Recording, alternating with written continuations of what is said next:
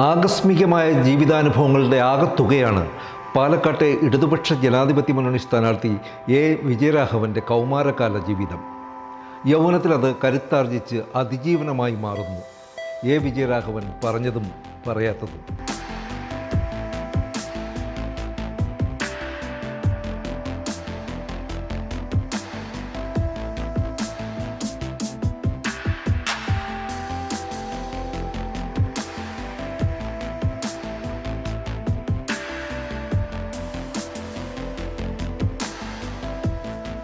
ബാല്യത്തിൻ്റെയും യൗവനത്തിൻ്റെയും ഇടയിലുള്ള ഒരു കാലമാണത്. സ്വാഭാവികമായിട്ടും വീട്ടിൻ്റെ സാമ്പത്തികമായ ഭാഗം വളരെ തകർന്നു പോയിട്ടുണ്ടായിരുന്നു. അപ്പോൾ ഇനി എന്ത് എന്ന ചോദ്യത്തിന് നിലനിൽപ്പ് തന്നെ ഏറ്റവും വലിയ അപകടത്തിലായിരുന്നു. അപ്പോൾ സ്വന്തം ജീവിതത്തിൻ്റെ വഴി അന്വേഷിക്കുക എന്നുള്ളത് അതിപ്രധാനമാണ്. ആ വഴി അന്വേഷണത്തിലാണ് നമ്മൾ നാട് വിട്ടുപോയി, വീട് വിട്ടുപോയി, പല പല ജോലികളിലേക്ക്, എല്ലാ ജോലിയും ചെയ്യാം എന്നുള്ളൊരു ധൈര്യം നമുക്ക് ജീവിതത്തിൻ്റെ ധൈര്യം കൂടിയാണ്. അതുകൊണ്ട് ഞാൻ എല്ലാ ജോലിയും ചെയ്തിട്ടുണ്ട്. സ്വാഭാവികമായിട്ടും കൂലിവേലകൾ ചെയ്യുക, കാർഷിക ജോലിയിൽ ഏർപ്പെടുക, അങ്ങനെയായിരുന്നു ആദ്യം ജോലി ചെയ്തുകൊണ്ടിരുന്നത്. പിന്നീട് ചായക്കട, ഹോട്ടൽ അങ്ങനത്തെ തൊഴിലാളിയായിട്ട് പോയി. കുറച്ചധികം കാലം ഒരു ബേക്കറിയിൽ ജോലി ചെയ്തു. പിന്നെ അത് കഴിഞ്ഞപ്പോൾ ബാധ്യതകളുടെ അളവ് വർദ്ധിച്ചപ്പോൾ കുറച്ചു കാലം അഡ്വാൻസ് പണം വാങ്ങി ഒരു മരമിൽ തൊഴിലാളിയായിട്ട് പ്രവർത്തിക്കുന്നുണ്ട്. മരമിൽ എന്ന് പറയുമ്പോൾ മില്ലിൽ തൊഴിലാളിയല്ല, കൂപ്പുകളിൽ പോവുക, ലോഡ് ചെയ്യുക, അൺലോഡ് ചെയ്യുക, ബാക്കി വീട്ടുക എന്നുള്ളതിൻ്റെ ഭാഗമായിട്ട് കുറച്ചധികം കാലം ജോലി ചെയ്യേണ്ടി വന്നിട്ടുണ്ട്.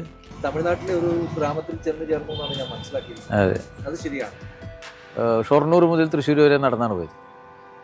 അവിടെ പോയി ഒരു ജോലി കിട്ടുമെന്നുള്ളൊരു അന്വേഷണം നടത്തി. ജോലിയൊന്നും കിട്ടിയില്ല. തിരിച്ചു പോരുന്നു. തിരിച്ചു പോരുമ്പോൾ ഒരു ഏജൻറ്റ് വരികയാണ് ഞങ്ങളവിടെ.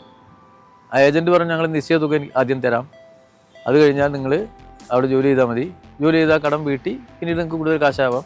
അപ്പോൾ ആ ഏജൻറ്റ് വന്ന് ഞങ്ങളെയൊക്കെ റിക്രൂട്ട് ചെയ്തു. എൻ്റെ കുറേ കൂട്ടുകാരി, അടുത്തുള്ള പ്രദേശത്തിലെ ഏതാനും ചെറുപ്പക്കാരെ, എന്നെപ്പോലെയുള്ള തൊഴിലേതരായ ചെറുപ്പക്കാരെയും പൊതുവെ ഒരു റിക്രൂട്ട് ചെയ്തുകൊണ്ട്. അപ്പോൾ നമുക്ക് എന്താ ഉപയോഗിക്കുക വെച്ചാൽ നമ്മൾ അയാളുടെ കൂടെ പോവുകയാണ്. അപ്പോൾ ആ യാത്രയിൽ ഇങ്ങനെ ഒരു തമിഴ്നാട് ബസ്സിൽ കയറുന്നു. രാവിലെ തമിഴ്നാട്ടിലെ തേനി, പിന്നീട് ഞാനവിടെയൊക്കെ പോയി പ്രസംഗിച്ചിട്ടുണ്ട്, തേനി പോയി ഇറങ്ങുന്നു.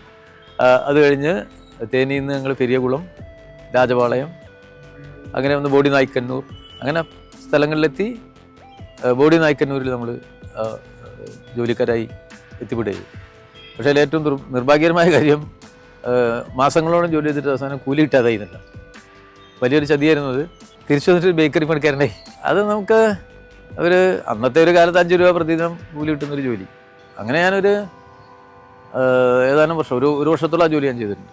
ആ ജോലി ഉണ്ടായ ഒരു ഗുണം എന്താ വെച്ചാൽ, ഞാൻ 3 നേരം കൃത്യമായിട്ട് ഭക്ഷണം കഴിക്കാത്തതുകൊണ്ട് നമ്മുടെ ബോഡി ഒന്ന് മെച്ചപ്പെട്ടു. അതാണ് ആ ജോലി കൊണ്ടുണ്ടായ ഗുണം. പിന്നെ ഒരു വക്കീൽ ഗുമസ്തന്റെ ജീവിതമില്ലേ, അതിനെ കുറിച്ചുകൂടി പറയാം. അത് ഞാൻ ഈ കുറച്ചാലും പട്ടാളക്കാരനായിട്ട് ജോലി ചെയ്തിരുന്നല്ലോ. അപ്പോൾ അതൊരു ചെറിയ കാലത്താണ് ഞാൻ ആ ജോലി ചെയ്തത്. അത് 20 മാസം ആ ജോലി ചെയ്യേണ്ടത്.